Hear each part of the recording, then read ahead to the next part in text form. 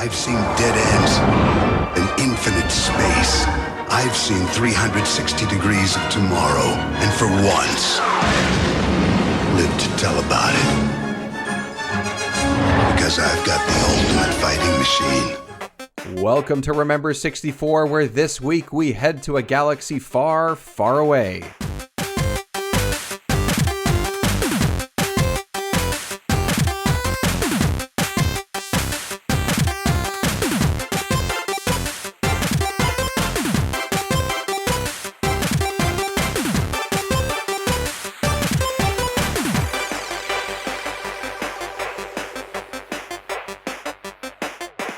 My name is David Petrangelo, and I'll be your host for this adventure as I collect, play, study, and discuss the classic Nintendo 64 console with you and fellow nerdy guests. You've now entered level 7, where we'll explore the Star Wars galaxy with a potentially forgotten gem, Shadows of the Empire. Don't forget the results of the nerd question of the day for this episode. I took to social media to ask you which Star Wars character needs their own video game. And of course, as always, patreon.com/Remember64show is where you can support Remember 64 and help me build my collection so I can play more games, get episodes early, and even vote on what I will be playing and discussing next. Okay, let's bust out the history books, everyone. I'm learning. It's time to head back to December 1996. For hockey fans out there, Wayne Gretzky is the first and only player to ever reach 5,000 points scored between the regular season and playoffs. On the 18th, the TV industry in the US agrees to implement a rating system for network shows.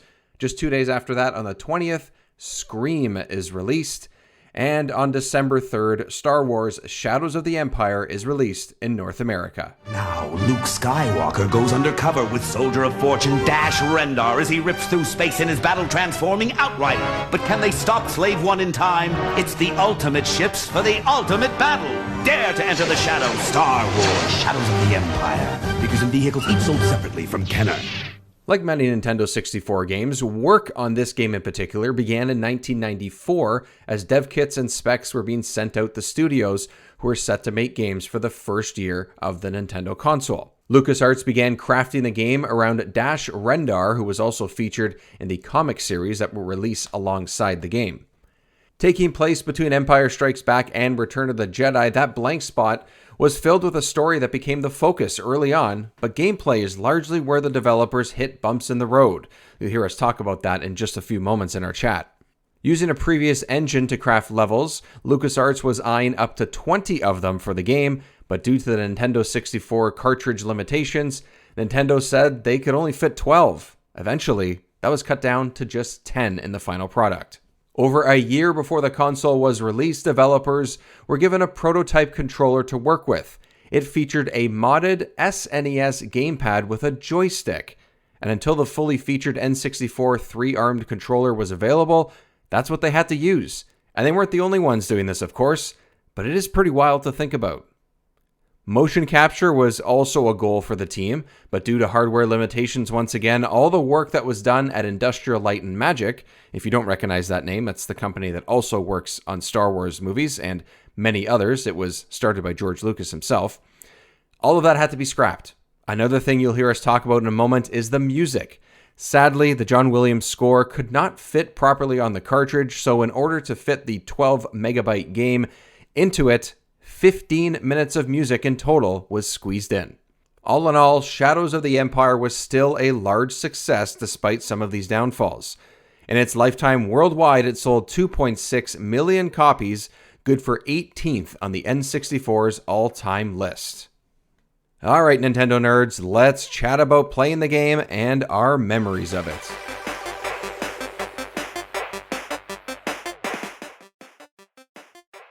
All right, let's dive into talking about the game itself. I have a new guest once again this week. Luigi's Apartment is joining me. Sir, thank you for jumping on the show. Hey, thanks for having me. I love the 64, and yeah, I'm happy to be here. Awesome. So before we jump into talking about the 64 and Shadows of the Empire, where can everyone keep up with all your great stuff online? Yeah, I'm at Luigi's Apartment on various things, Twitch, Twitter, Instagram, Good Pods, even. But yeah, I am part of Chat of the Wild, which is a Zelda book club show, is what we call it, or a game club. That it just doesn't feel right saying that. I don't think that term will ever catch on. I But mean, you can try. It's all good. No one's going to stop you. but basically, we've been going through the entire Zelda series, one dungeon per episode, and just breaking the games down. And in between Zelda games, we'll do a Zelda-like game, so we can get some other games, some more representation of other systems and things in there. So not just Nintendo stuff. But I'm a huge Nintendo fan, as you can tell by my name. I'm also on part of Need for Speed Running, which is a speedrun podcast. Jay Hobbs, one of the guys from GDQ, and my buddy Brad, who's on my podcast network, and I kind of put this thing together where we look at different speed runs and different speed games and stuff like that. So it's pretty cool. Awesome. Lots of amazing content out there. So happy to add to your workload. I just like talking about games. So any chance I can talk about old stuff is fine with me. Yeah, absolutely. Okay, so let's dive in. Let's talk about as a new guest, the sort of initiation, so to speak, is asking about your experience with the N64 growing up, how you got it, what you did sort of leading up to today to have an experience with this console that's now over 25 years old. Oh God, I know. Right? Sorry, yeah, I had to. No. It's okay. I'm a big lifelong Nintendo fan. We were a one console house, so I'll be damned if it wasn't going to be the one with Mario games on it. So I got the 64 for Christmas that year, the year it came out, and we had sort of prepared ourselves for we being my friends in the neighborhood were prepared that summer by finally sitting down and beating Super Mario World, every single exit. We hunted all of them down. And so when we got into the room with Mario 64, it very much blew our minds that we could just go anywhere we wanted to. And we spent the next however many months hunting every single star in that game down. And it was a real group effort. It was a lot of fun. But Shadows of the Empire I was definitely there. I chose, it came out around the same time as Mario Kart 64, and I spent my money on Mario Kart 64 first. Yeah, I'm sure a lot of people did. Yeah. But the next time I got enough to get a game, I definitely picked up Shadows of the Empire. I was way into Star Wars. I think I also got the VHS box set that year. It was I think for Christmas when I got the 64. And so I was chewing through those. Absolutely. Yeah, you got to do it. Was it the gold VHS? No, the silver ones, the original edition, the theatrical cuts. So I still have a VHS player just for those VHS and for Brain Candy, because I have Brain Candy on Kids in the Hall movie on VHS. Nice. So those are the only 4 tapes I still have a VHS player lying around for. Now, coming back into this game, coming back into Shadows of the Empire, I want to. I mean, for most of these N64 games, it's been like 18 years since I played them. So at least I'm just shooting a number out there just because. But I completely forgot that it is on Hoth. It is the Battle of Hoth, right where you're there. I mean, to me, that blew me away yesterday when I played it. So what was your feeling? Sort of the way the game starts, even. I mean, that was the coolest thing ever. That was like the first real Hoth fight that there's Super Empire Strikes Back and stuff, but like you were actually flying in a snowspeeder and wrapping up you got the cable walkers and everything. Yep. It was mind blowing. It was insanely hard to control back then when I first played it. Just getting it to work was infuriating, but I wanted it to work so bad because I wanted to do that. I wanted you want to be the one that wraps it around. Yeah, you want to be Luke, right? Exactly. Even if I have to be Dash, I wanted to be Luke.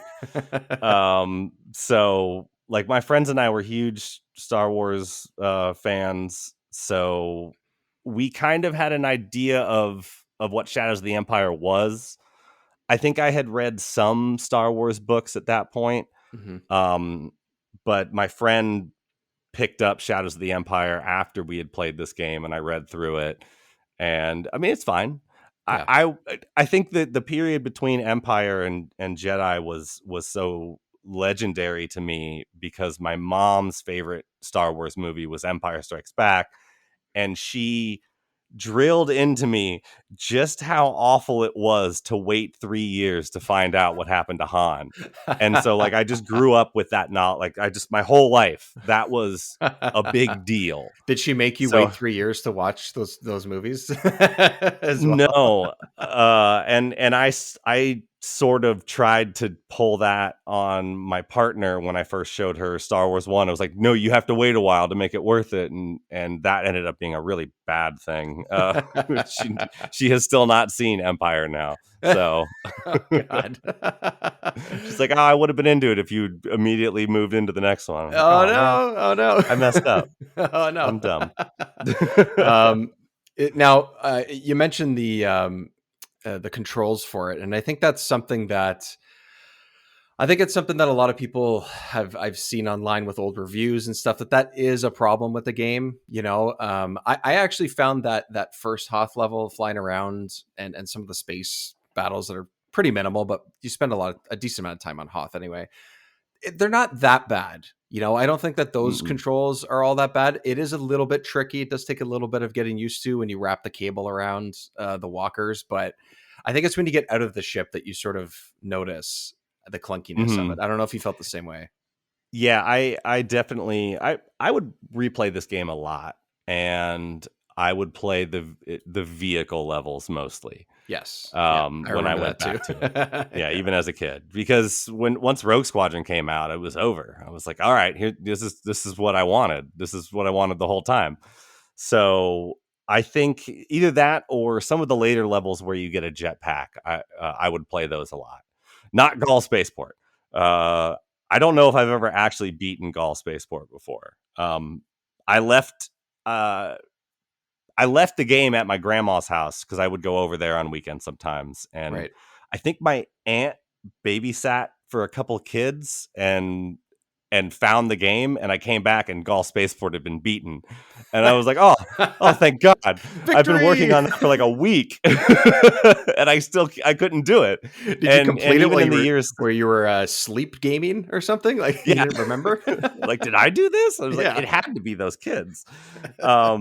But like, yeah, I even in the years since I've gone back and tried to beat that, and I just end up losing all my lives on Boba Fett. It just I've never beaten that level, so it's really, really tough. I got to it when I got to the replay over the last week, and I didn't get past it. I mean, I even booted up the game in normal on the Hoth level, and I just barely made it, man. Like I just got past it because it makes sense that it kind of ramps up the difficulty even in those first couple of levels. Like, you know, you start on Hoth, there's a couple of droids, and then there's the walkers, and then there's more walkers, and then you go inside, and you know the enemies have a few extra lives or a little bit more health, and your laser maybe burns out a little quicker and stuff. But like, man, it is not an easy game. They do more damage. And they do more damage. Yeah, like it's not easy, but I think part of the reason why it's not easy is because they didn't quite get those controls down. I do think that is part of it.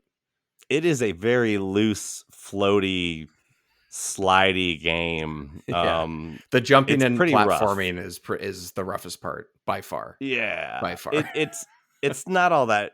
It's not all that great. It is impressive for what it is, though. At the time, like a kind of third-person action shooter in a 3D space was kind of a big deal. I mean, we did have a lot of Doom clones back then. But those are all kind of first person shooters, that's a different beast. Yeah, for sure. Yeah. And this is still a pretty fast paced game. Like you can move pretty quickly through it. It's just tough to control yourself while doing that. I was trying to grab a couple of the challenge coins, I think they call it. And there's, on like this little cliff or they're on a platform or whatever. And I was just like, is it worth it? I don't know, or am I just going to throw myself off this edge? Like, is it really worth it? I don't know. It kind of is. Like, I never set out to get every single challenge point in a level. Yeah. I think maybe the asteroid belt level where you get them by shooting 6 red glowing asteroids. And since I played that level a million times, I got all of those. But Right. that isn't to say that I didn't explore every single corner of the levels. I just didn't get all of the challenges in one playthrough or one sitting or whatever. Yeah. But it is quite an impressive, to use that word again, game at like just the design of it. It is one to I think it's called honest geometry is like the term for if you can see it, like when you get to it, you can walk into that thing and it is still a 1-to-1 space. It's right. There are like loading, zones in some of the levels, but Yeah, but not many considering what they're doing with it. There's really not many at all. And when you really think about it, like, yeah, there's the expansion pack for the 64 and all that kind of stuff that came later. But to be out in, I think it's December, of the first year that this game came, or this console came out, I mean, you don't really have the most technically capable games on any console coming out within those first few months. And what they did here was, unless you're Nintendo, unless you're Nintendo, and the system that you've made, unless you're Mario 64, right.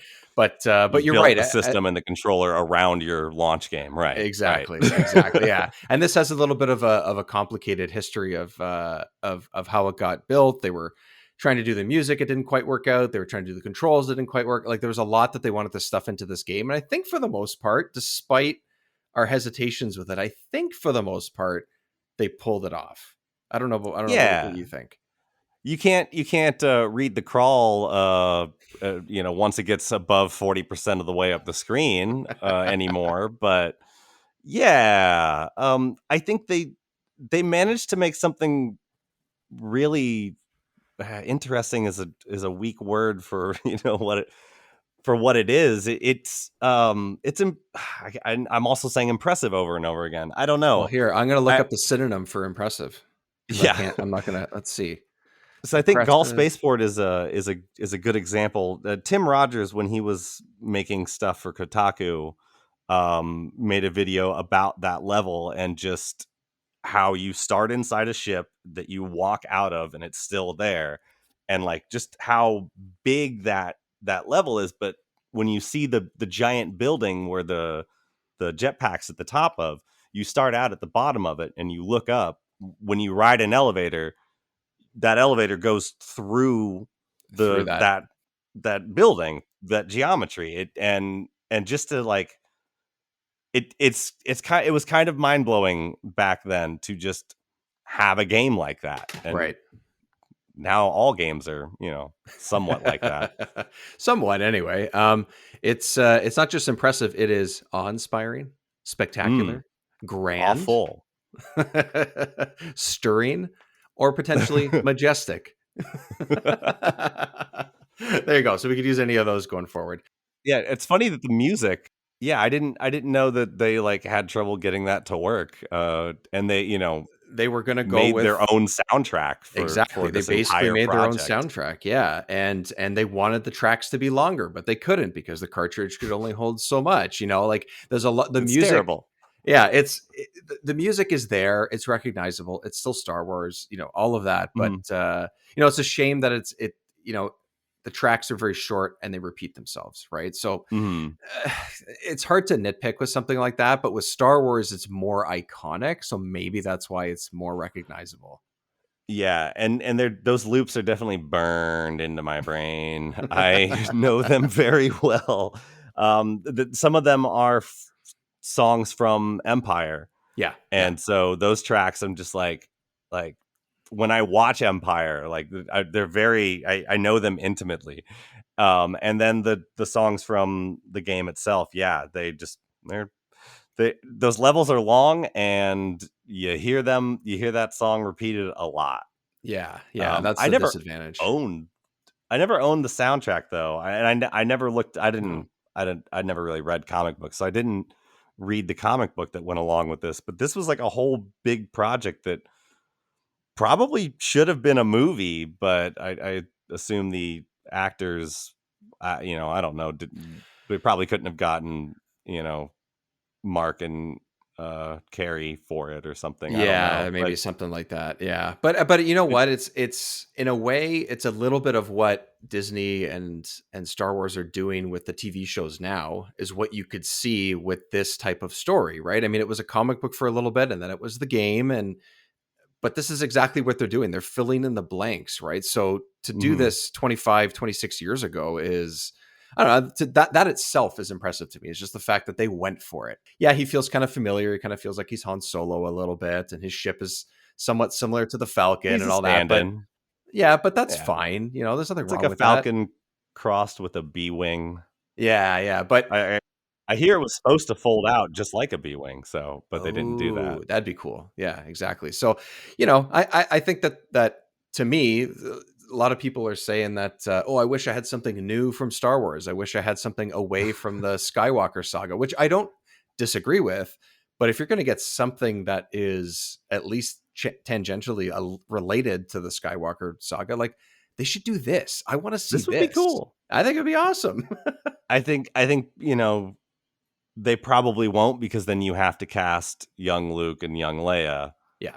So maybe not, but it is a really cool story. And Dash doesn't play a huge role. I mean, kind of a huge role in the book, but like he's more just the guy who's there for a lot of the like action scenes. And so Right. they can make a game with all of those, tense moments and build it around this one character. And then, they sort of leave it open-ended for him at the end. What do you think? What do you think the way that it sort of wraps up there? Well, because it on easy mode, if you beat it on easy mode, it goes, hey, beat it on normal mode. to see the real ending. And the real ending is he snuck away and was just like, no, dude, we weren't going to get paid for that. We're probably, if they think we're alive, someone's going to try and kill us. This is much better. And so, he just kind of skates away. Yeah, this is something I completely forgot about because, like I said, me before, too. I tried to play it through normal and got my butt kicked a few levels in, and just made it past the first couple. But when I was playing it through easy over the last week, I didn't make it to the end, but I was like, I can't remember what this ending is. I'm getting close. Ending's but then pretty good. It is pretty good. I think I like. Not everybody likes this in like movies and shows and stuff, but like an open-ended ending to me, it's not so bad. Like if you could interpret where you want to see that character go and you think you're not going to see them again, like to me, I think that could make things more interesting. Maybe not, if you have a bad story leading up to it, it doesn't really matter how it ends. But I think for the most part, the story's pretty good and it lends itself to a little bit of an interpretation and, the kind of character that he is, like a Han Solo, for example, like, I think it makes sense to do that. And they're not forcing him to be, quote unquote, the hero. You know what I mean? Something like that. I don't know. That's just the way I see it. Yeah. And I even think the lead up to the end, like the last 3 levels are all basically back to back. Like you go into the sewers, and the reason you go into the sewers is to sneak in to the penultimate level, which then leads to the fight above, up in space. And like which is such a cool idea. Yeah. And all 3 of those levels are actually really fun. I think my favorite, just walking around dude level is the sewers, and you fight the trash monsters. I'm blanking on the Daganas or something. Yeah, jeez. Yeah, I just had a brain fart as you said it too. but I love that level. It's great, and you end up like in some pipe systems and looking for keys and stuff. And I spent so much time on that level as a kid, and I really like the end of that game. It's good. Yeah, I think it wraps nicely, or at least does it if that's the type of story that you like. But I like the way it flows. I like the way it all comes together. Now, overall, do you feel like, we talked about the story, we talked about the controls, we talked about the sound and all that type of stuff. Overall, is it something that holds the test of time, or is it more so that it is shaking your head, or is it more so another one of the impressive synonyms, or is it just more of a imposing, majestic, magnificent presence because of what happened at the time and how they made it at the time? Yeah, I think it's important. I still think it's an important game.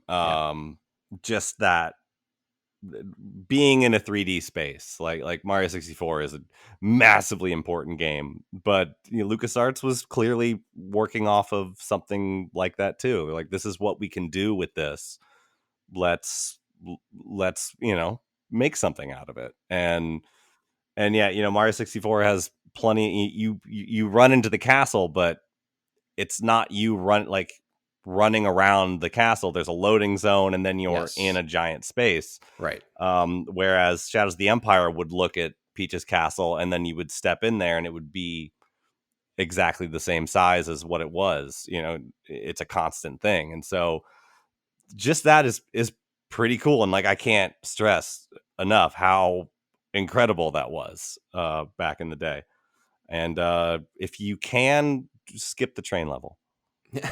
Yes, the train level. I can't believe we didn't mention that yet. Yeah, I remember that's one of those bang your head against the wall type experiences. I remember that way back.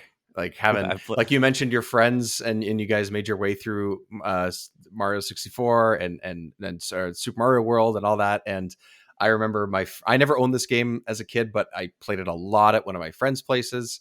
We were the big Star Wars fans, and this was the one that we just okay, I died, your turn. Okay, I died, your turn. Okay, I died, your turn. And it's just, oh God, yep. I wish I was better at these older games now, so that I could be like, oh, what was I doing as a kid? That was nothing. No big deal. Oh yeah, but come on, it's the same. I know. I played it this week, and I burned through all my lives and just getting to IG-88, and then he wasted me immediately. Yeah, that's another thing. IG-88 is awesome. I love IG-88. Such a cool looking character. Obviously, the same droid has popped up in other storylines at this point and everything, but that's the first that I knew of that character. Was IG-88, and I think it might have been introduced in the comics, but I don't know that for sure. I'm not. He's hanging out in the bounty hunter scene in Empire. Oh yeah, and Empire, duh. Yeah, but so I was. That was a super cool moment to be like, oh man, he's here. Yeah. So, but then he killed us again, and every time, every single time, because you don't get many weapons. That's another cool thing, is that when you get to the end of a level, you can save that data, be like this, what your ammo count was, how many lives you had. The more challenge points you get extra lives for. And so going into the trash level, you don't really have much ammo built up. And so you don't have a lot of crap to deal with IG-88 successfully. If I had some disruptors or, a pulse cannon ammo, I'd wreck him, but I don't. So I have to use the Seeker awkwardly. Yeah, the Seeker is just wait, this is supposed to be the homing missile, and it's is it though? Is it? It is maybe in the first level, maybe on Hoth, but after that, if you've got enough space, it'll home in. That's exactly it. Yeah, the second you go down a hallway, you're like, oh, geez. Yeah, I tend to just get real close to people and use it, because then if it misses, yeah, you got to sit there and watch it, and the whole time Dash is going, oh, and just I can't do anything about this.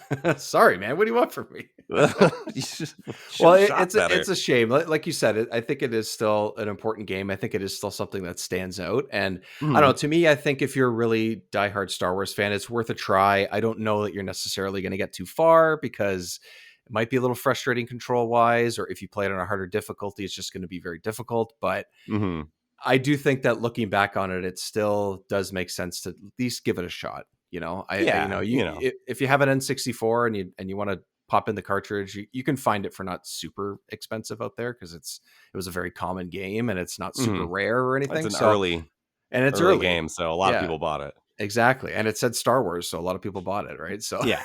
that's pretty much it. So it's a fun game. The enemies aren't too difficult, and like you keep the laser on, he will home in on them from very far away. And when you die, anyone that you've killed or even damaged stays that amount. Their HP remains the same. And so you can kind of wipe enough people out and then just kind of explore those levels because they are kind of cool. It's just tough to move. It's just oh, and that's the other thing is it more so works for the ship and sort of, vehicle levels, but there's a camera angle that's like cinematic, which is so crazy that that's even possible at that point that you hit it and it's a little too tough to control. It's not really practical in any way. But the fact that they have the fact that you can hit the C button, one of the C buttons, I think it's left. It's the one that I hit and then go crap and then cycle through. Damn it. and it does the same sort of like pop in, zoom on your face, above you, and then pans behind you. And I'm just like, that's another thing that is just burned into my brain is when I accidentally hit that button, I hit it 3 more times and I know exactly how the camera's going to swoop around. Yeah. It has I noticed too, I decided this time I was like, let's see what these different camera angles actually look like. Cause I've never used anything other than the behind the back default one. Yeah. And it's got a fixed camera, like Resident Evil style one too. And like, if you move into a different room, it'll. Oh yeah. That's a cinematic one. Yeah. That's a cinematic one basically. It's awful. So it doesn't make any sense. You can't see anything, which I know is part of what the RE games do. Like that's part of the intensity of them. And that's totally fine because that's what those games are, but not for this, because it doesn't work. Once it moves, you have to like the direction that you push to move dash changes too, depending on where the camera is. And how are you supposed to know? How are you supposed to know? I did that for like 5 seconds and was like, nope, this is why we didn't do this. I did a little bit of first person in the ships, which isn't as bad because it, whatever. It is what it is. But I like the default. I mean, I just like third person shooters better than FPS games in general, even now. I just sort of like seeing the environment. I like seeing what my character's doing. And I like sort of have a better feel of what's around me. Maybe it just makes me feel more comfortable that I can see what could potentially be just behind my shoulder. Maybe that's what it is. And I'm just not as good as I used to be. So I don't know, but I like the way it looked. Yeah, I think especially with vehicles, I'm the same way where like driving games, racing game, I gotta be outside. Yeah, I gotta know who's next to me or, like if someone coming up on me, it just doesn't feel right if I don't see my car, which is counterintuitive because I drive a car every day and I'm inside it. But also too, with some of those car games, it's like you spend all this time customizing it and now I don't get to see it. Like, I don't get to see my anime lady plaster on the side of my Forza car. I want that. Exactly. I want that sweet bright orange car right in front of my face the entire time. All right, we've gone onto the big tangent now. This is the real issue. This is the real problem at hand. Yeah. Yeah, and I think the vehicle levels are fun as well in this, but like once Rogue Squadron hits, like okay, this is like now they have one idea that they're working with, whereas there's just so many different ideas folded into this game, and some of them work, some of them don't, but it's cool. And I love old LucasArts games, Star Wars or not, and Day of the Tentacle, man.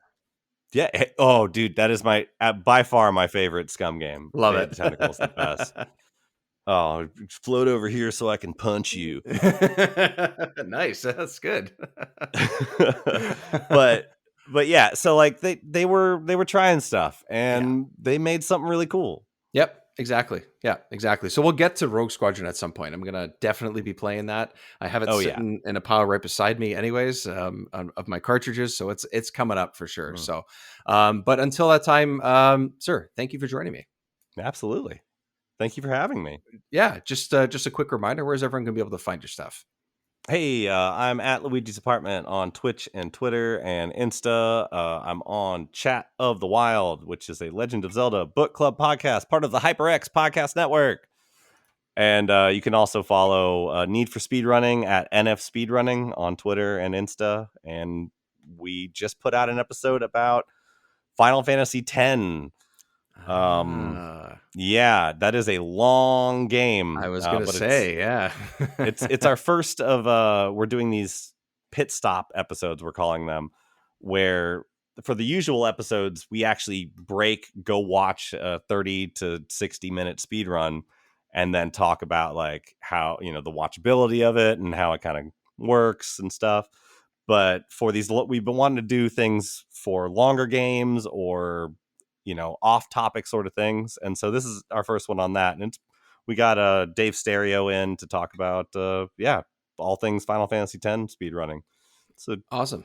It's wild things going on in that game. The fact that you could speedrun anything Final Fantasy to me just blows my mind. So that's the cool part about RPGs. Like that's one of the things I want to look into is every RPG is different, like the way the RNG works and the underlying systems and even the system in the game, everything's different. So the ways you break them are entirely different. Right. And No that's cool to me. I want to look into that kind of stuff.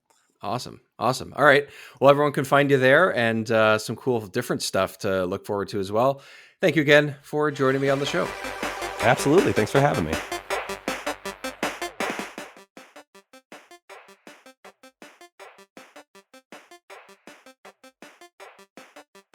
A bunch of really good answers for the nerd question of the day. Thank you, everyone who has been participating over the last couple of episodes. Again, too many responses to go through, but I'll mention just a few. Some responses on TikTok came as just a general bounty hunter game, Mandalorian, maybe more specifically in some ways.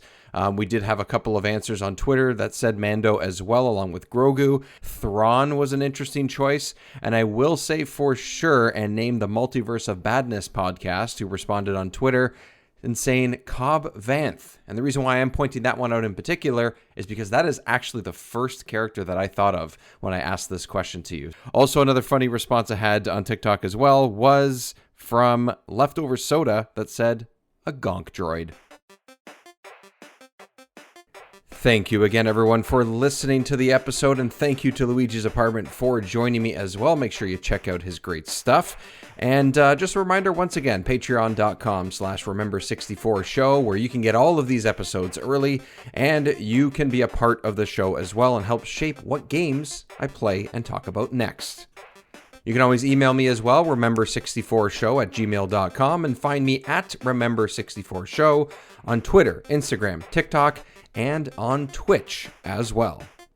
Until next time, stay pixelated, my friends.